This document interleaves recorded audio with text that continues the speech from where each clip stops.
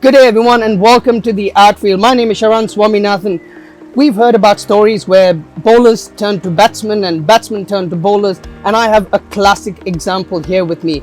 Anantha Krishna started off his cricket playing days as a batsman and later transitioned to become a really good leg spinner.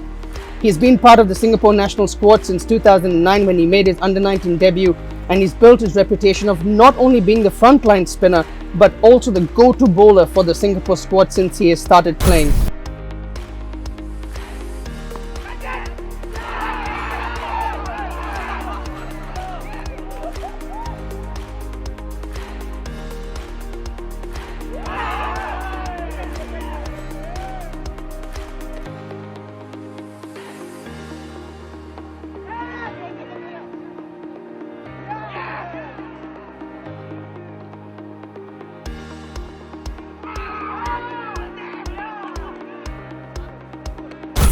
Welcome to the Outfield, Anantha. Thank you very much, Sharan. I really love your work and I really love the Outfield show. So I'm very happy and pleased to be a part of this.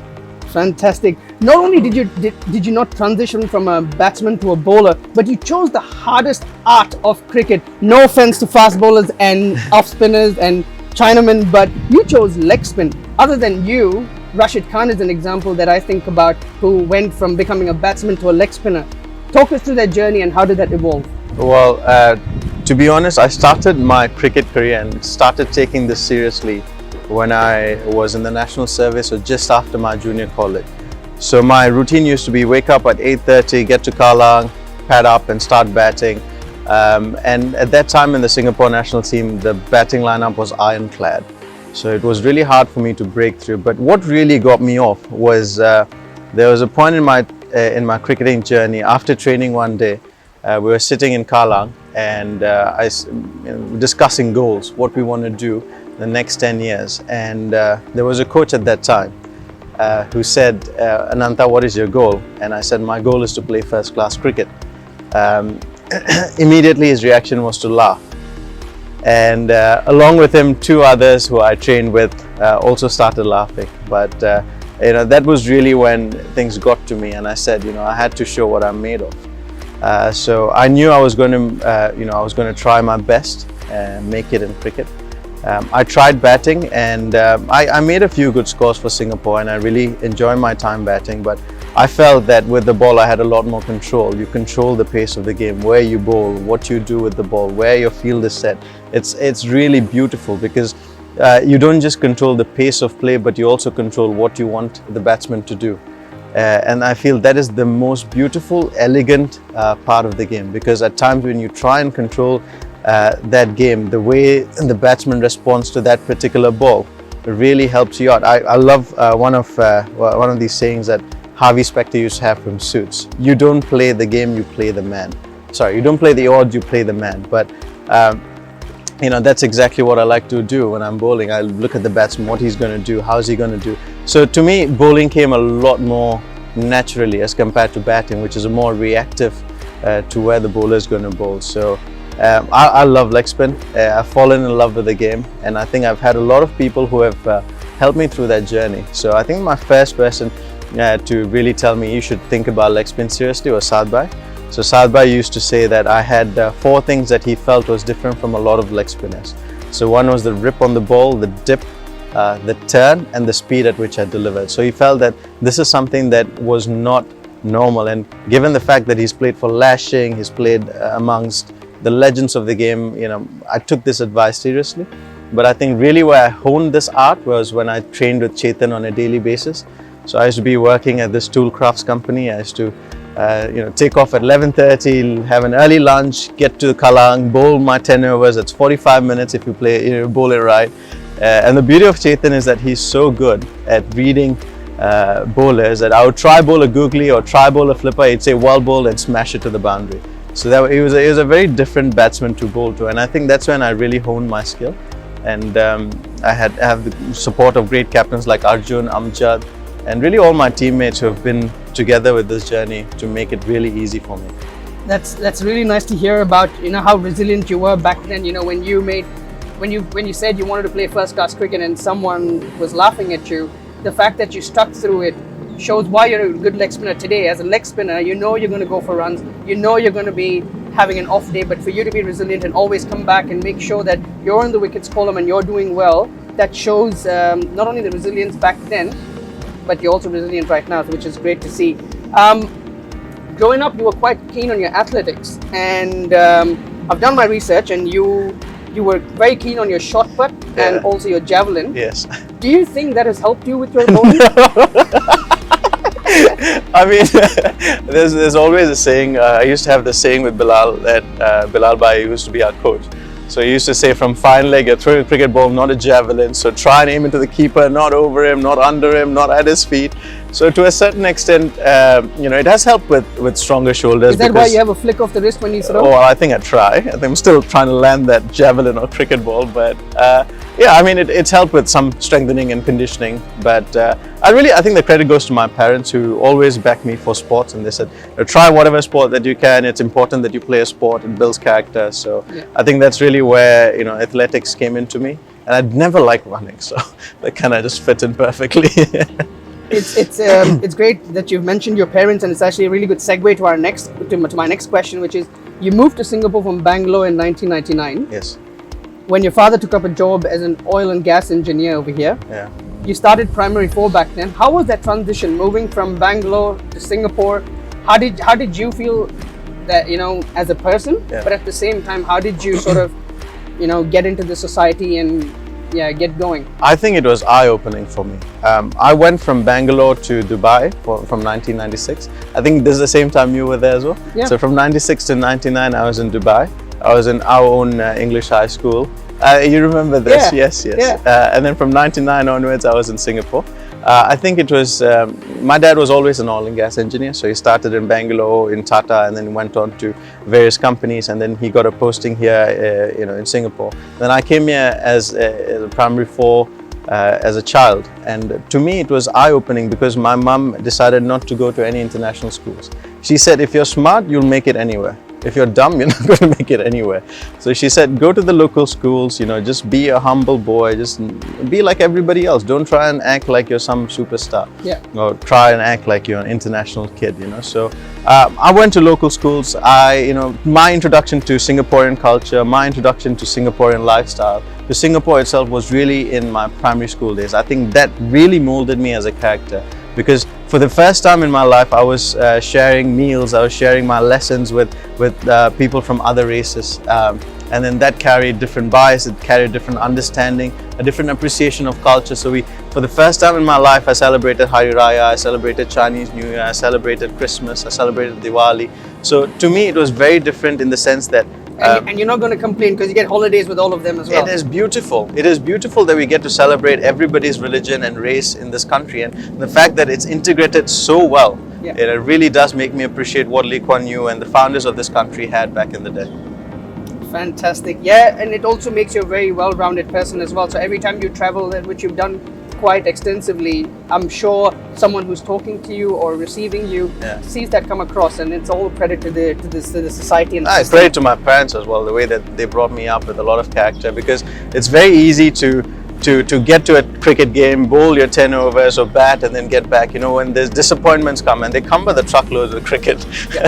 At least back they used to come a lot more. You go back home broken, and your parents are the people that really sit down and fix you up and say it's all right. Get back in, and they give you that never say die spirit. They build that character in you, and that sort of shows in every aspect of your life. So I'm really grateful for the way that my parents have brought me up as well. That is awesome. Really nice to hear as well. And I'm sure you'll have that gratefulness and gratitude, throughout your cricketing career and even your life in general. So, folks, the Singapore squad have just returned from Thailand, where they won the ACC Eastern Region T20 tournament, and along with the likes of Hong Kong will join UAE and Kuwait for a place in the Asia Cup in September 2020. Anantha ended up as the joint highest wicket taker with 8 wickets in 3 games. First tournament with Dav Watmore joining the squad, ending up as the highest wicket taker. Can't get any better? Can't get any better. Best feeling in the world. You come back together, you've all won, you've all done well, and to be able to contribute to the wickets column in any way possible is literally the best feeling in the world, because you've contributed, you've played your part as a team, Everyone has played their part. We've won. We've shown that we're a force to be reckoned with on this side of the world, and nothing gets better. And that was really is a beautiful coach. I've had a lot of chat with him, a lot of conversation with him about leg spin, about bowling, about the game, and I just feel that his game sense is so keen. And the fact that he's coached Sri Lanka to a World Cup victory, he's coached Zimbabwe, Pakistan, these big names. And then when I ask him about leg spin, he says, "Listen, I am not a leg spinner. I don't really know what to tell you, but this is what I think." And he tells me exactly what I need to hear. So it's like, okay, I see you, Dev. I get it. Thank you so much. So, yeah, I mean, at this point in time, anything that he can share is like gold, isn't it?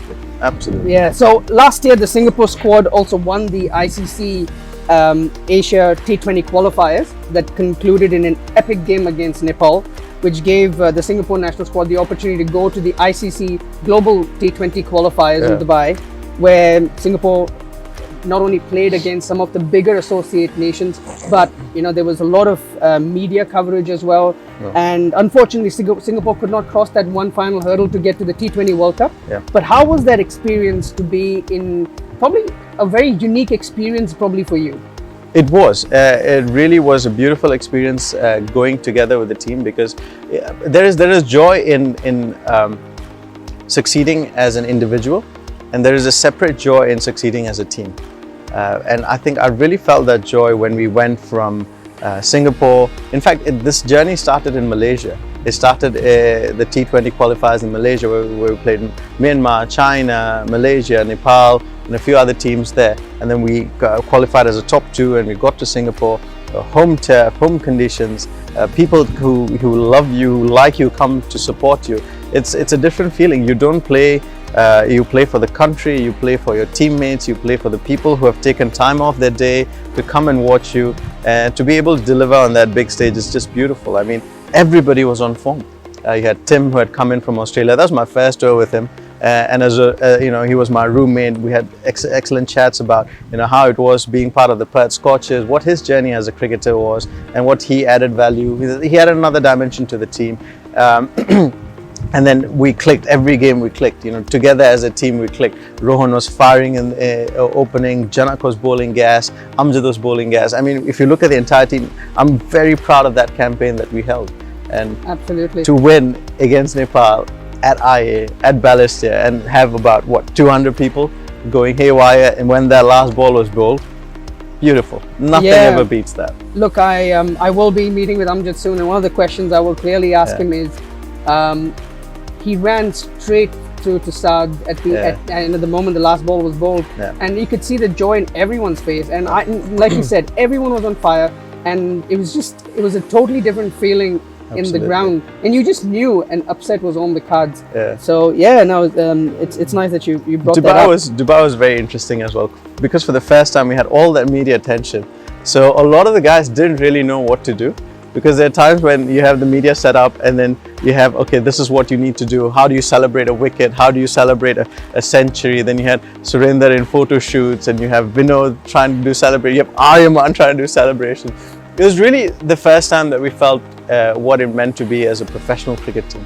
I mean, we're getting there, we've done this, yes, fitness-wise we're there, this-wise we're there, technique-wise we're there, we're talented. When we get all that media exposure, it is really nice to see that, this is something we're very uncomfortable with, but at the same time, it's very exciting to see us, do those things on the media. It was beautiful. Absolutely. Now, I'm sure it would have been a great experience. Back in 2017, you had a stint in Zimbabwe with Queen Sports Club. During the time, you also had the opportunity to go to Australia and South Africa as well, but you chose Zimbabwe. Why? Well, Zimbabwe really felt like a different dimension. It was a test playing country. It was a country that there was so much media coverage about, negatively. And then when I spoke to Duncan Frost, he's passed on now, but he was my host, and he was almost like a mentor, father figure for me during that time. And I could feel that rapport, and I could feel a connection with him right from Singapore. There were a lot of things that were against me going to that stint. So this was when World Cup qualifiers was held in Zimbabwe. West Indies travelled to Zimbabwe. So many of the first class grounds like Queen Sports Park were blocked off. And I spoke to Duncan. I said, Dunks, what's happening? This is what we have. I still want to come to Zimbabwe and play cricket. What do you think we can do? He said, nah, but we're going to do this. I'm going to arrange some first-class games. You can come down and play. You can train with the first-class setup that is Tuskers. You can stay at my house. We can share meals, and you're welcome to come to Zimbabwe. And literally, that's all I wanted to hear. The entire stint came about because in 2017 I was the best wicket taker in the league. And I spoke to Arjun and I said, listen, I need a change. I need to change my ecosystem. I feel that I'm getting a bit too comfortable. I need to change something. He said, why not you go to Zimbabwe? He brought these three options: Zimbabwe, South Africa, Australia. I spoke to Dunks and I was like, let's do it. Let's go to Zimbabwe. So you brought cricket back into Zimbabwe the same way Darren Sammy brought cricket back into Pakistan, which means, are you going to be getting a citizenship of Zimbabwe? I brought cricket back to Zimbabwe. No, that's a huge statement. I think cricket is truly part of Zimbabweans culture. I mean, when you go back and then when I landed in Queens, I landed in Bulawayo. The first thing they did was to get me to Queens Sports Park. I've had a 79.5 hours of flying, and then I'm just dead. And then they brought me back to Queens Sports Park, and you have all these legends on the wall, all these pictures and people who have toured. And the people that speak to you, right from the bark heap to the guy who's a pitch curator, the groundsman, they're so in tune with Zimbabwean cricket, and they keep feeling, why are we not as good as we were during the flower era? So it was something that was very different for me to be in Zimbabwe and to be appreciative of cricket in the way that they were. So. And not a lot of people actually know, but being part of the elite series, speaking to some other Zimbabwe players, they have only 60 to 70 players in their entire first-class setup. Absolutely. To choose their international squad. Absolutely. So, yeah. There used to be a number of people that I used to train with daily on the Tusker setup. They used to walk about 5 clicks with their cricket kit just to get to training, and 5 clicks back. They had families to care for.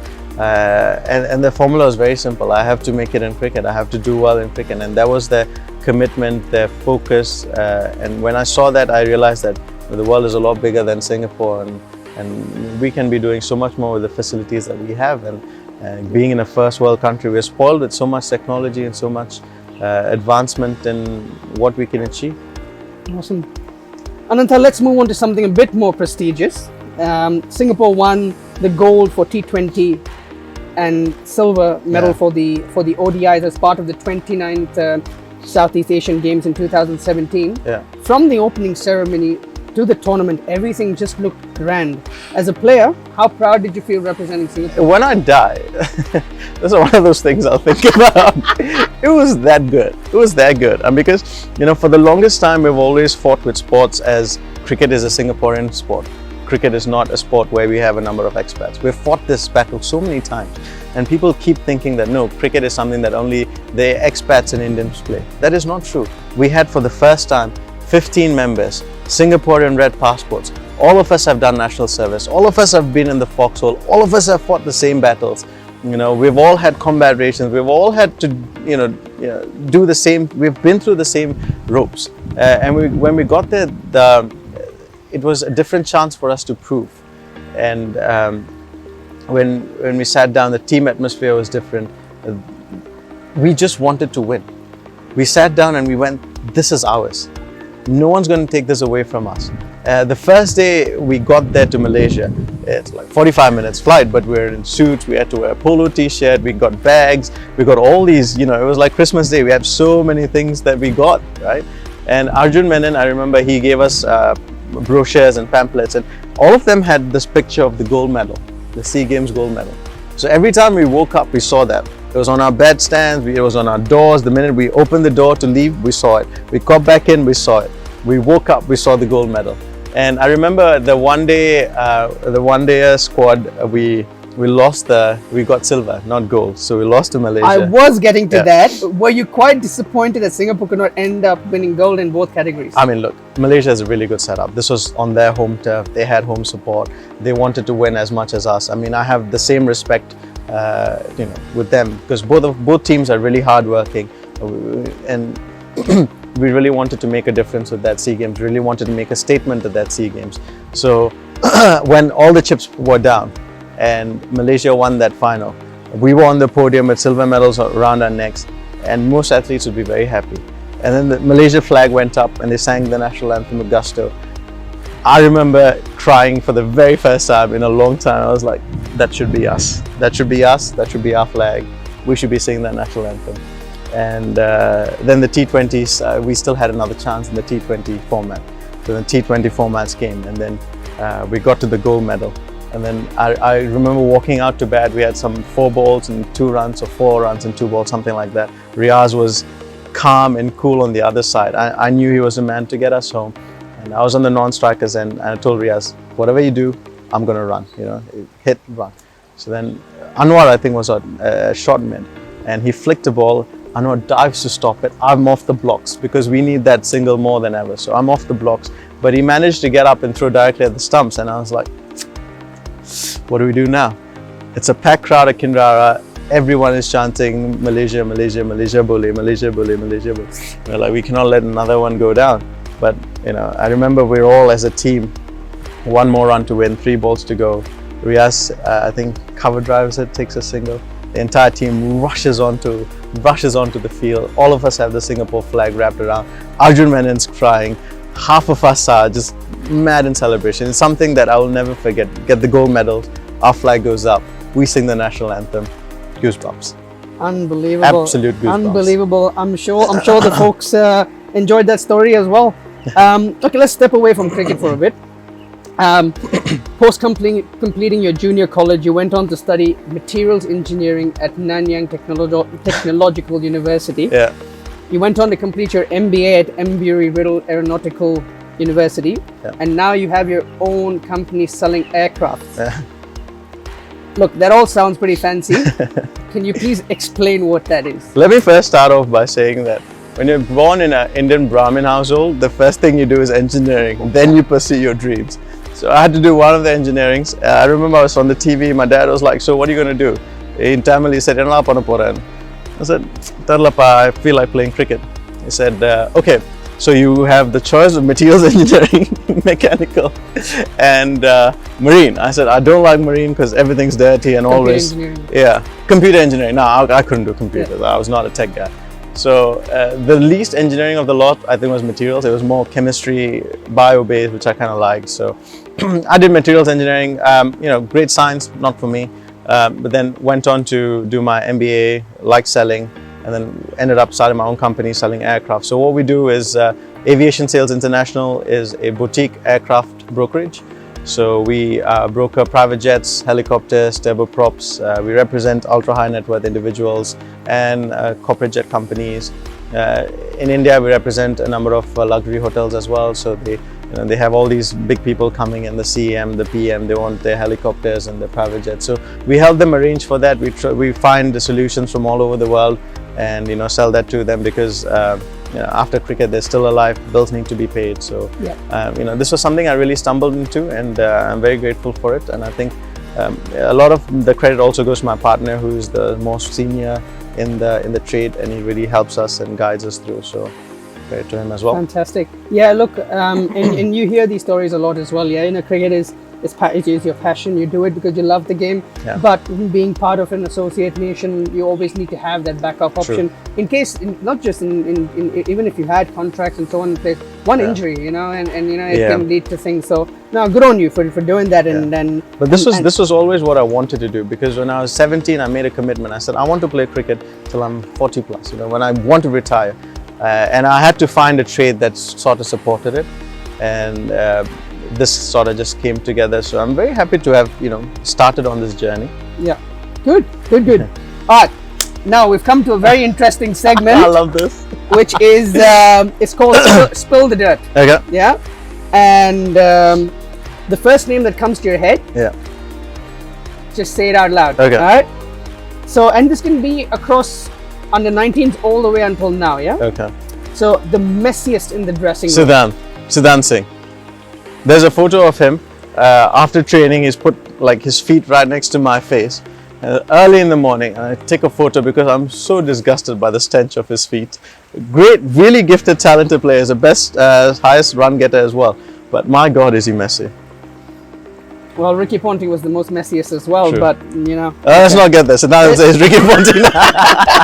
So now if you're watching, you're not Ricky. The one with the worst song playlist. Worst song playlist. By the way, you can put yourself in these categories. Oh, no. I like to. I take pride in my music collection. So I'm the one in the speaker. So I play my songs. Rowan's got good collection. I've got good. To a certain extent, I'd say Tim has really bad collection. He's very chilled out. So all his music is very chilled out. Like you come from a win, he'll play some Rufus, and everyone's like, really relax. So I'd say Tim. Yeah. Right. Okay. So Perth Scorchers fans, sorry. Who loves selfies the most in the team?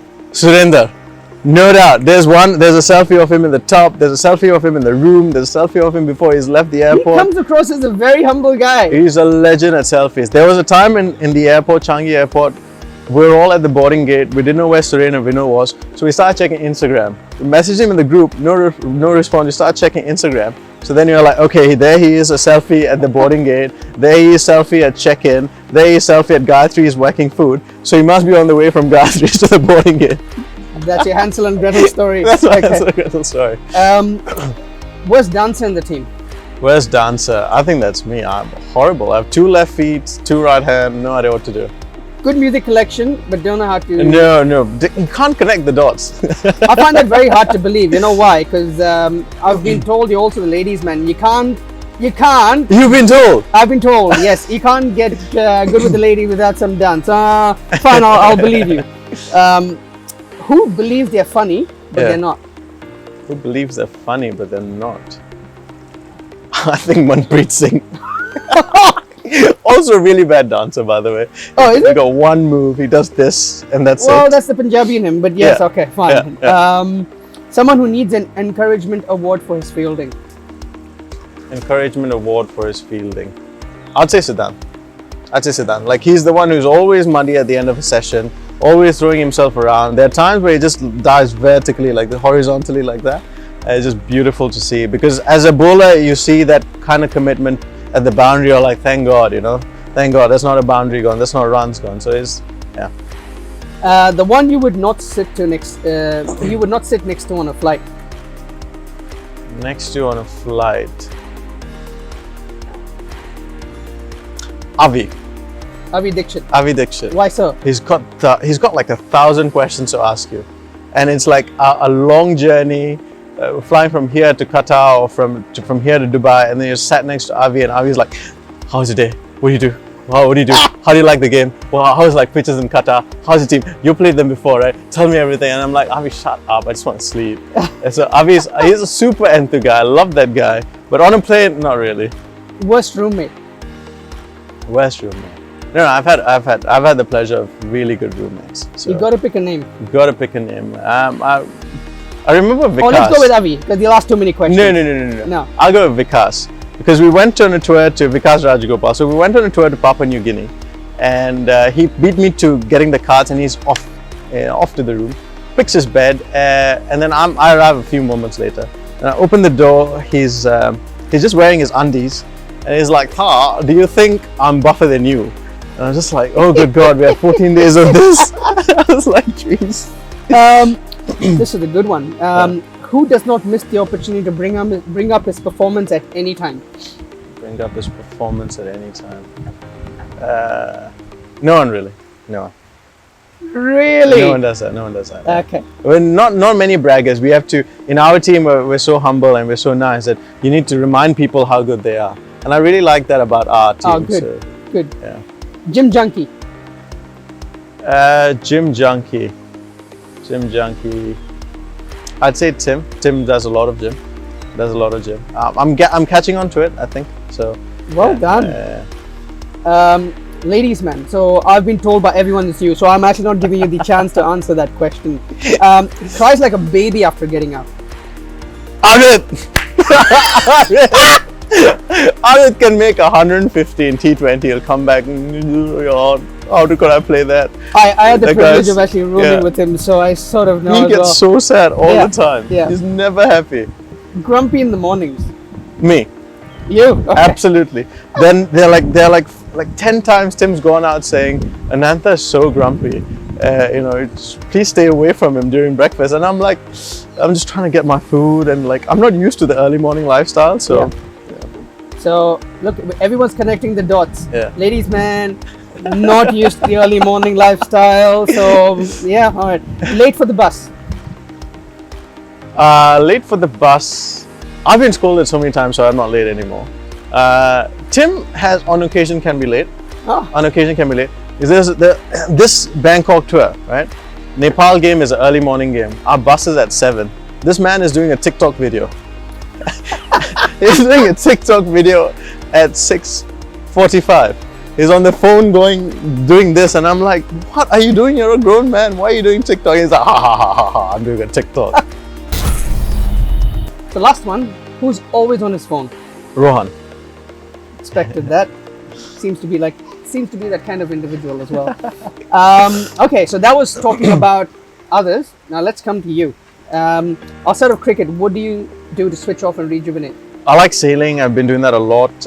Also like cafe hopping and bar hopping every now and then. So Love your coffee? Love my coffee, yes. Okay. Coffee or tea? Coffee. T20s or ODIs? T20s. Your key to putting up a good performance? I think that's really self-dialogue. I just tell myself I got this, I can do this. And, one thing or item you cannot live without? I love my speakers, so every time I'm on tour I need to have my speakers, some music, so that really...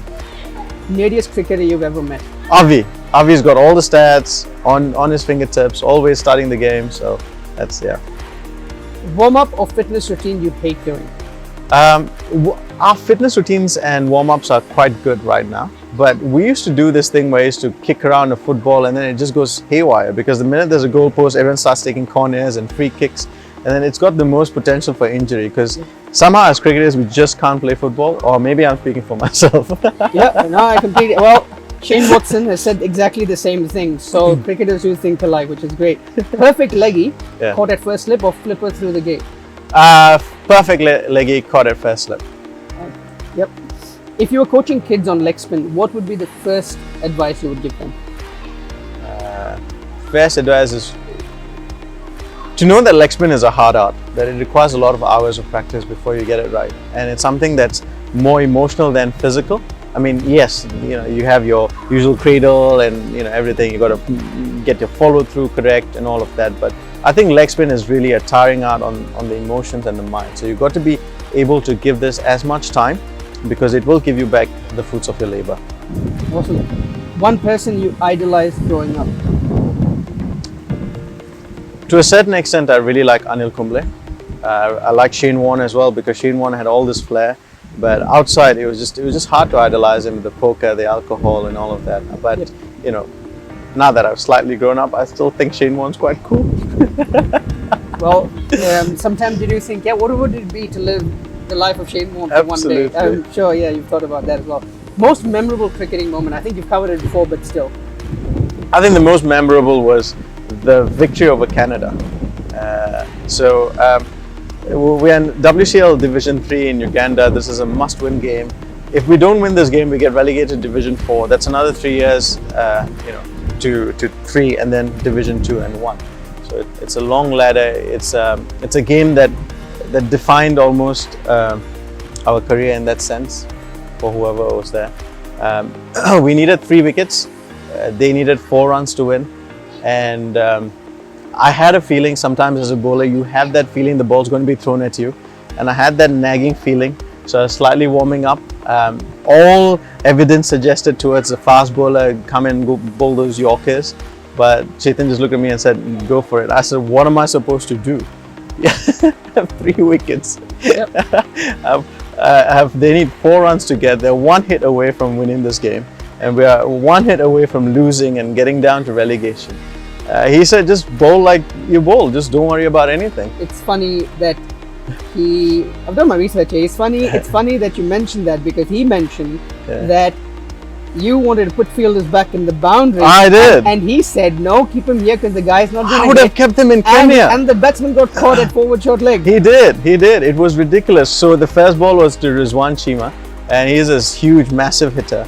So I bowled one nice loopy leg spin. I said, go for it. And then he went for it, and then Parag pulls off this stunner of a catch at the boundary, and we're like 1 wicket down. Okay, we have 2 to go. I was still like, listen, there's still 1 hit away. The pessimist realist in me is like 1 hit away. what should we do? A lefty comes in, I'm a bit more excited because I have a good history with lefties. So I said, let's pack that side. He'll go for it. We'll get him out. He said, no, you just bowl. Let me do the captaincy. I was like, fine. You're the captain. You do what must be done. So he puts a short leg at Rohan. Rohan's at short leg.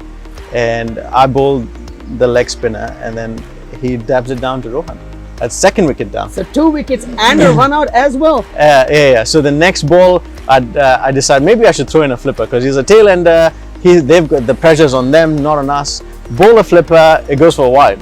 And now the pressure's on me. And what do? So I bowl a traditional leg spin, short of length. He tries to pull it straight to Janak. Janak takes, feels well, straight into Chetan. They look for a double, they don't get it. Run out and we win. It was ridiculous. The celebration after that was ridiculous. I ran to Janak. Arjun Mutreja ran into me and we bumped. Given my size, Arjun just fell off the floor and he was vibrating on the floor. He's like, oh my God, we won. I remember seeing him going, this is mad. This is retarded. But this is why you play sport, yeah? This is why we play sport, yes. Batsmen from the past you'd love to bowl to? Viv Richards. I idolized growing, I idolized batting. You probably would have ended your career. Take a chance, I'll take. Absolutely. No, absolutely. You got to be brave as a leggy. Yeah. Best ground you've ever played at? Best ground I've ever played at. Dubai International Stadium. Yeah. Really nice. Anantha the businessman or Anantha the cricketer? Both. If you had to choose one. Both, really. I mean, yeah, I'm committed to it.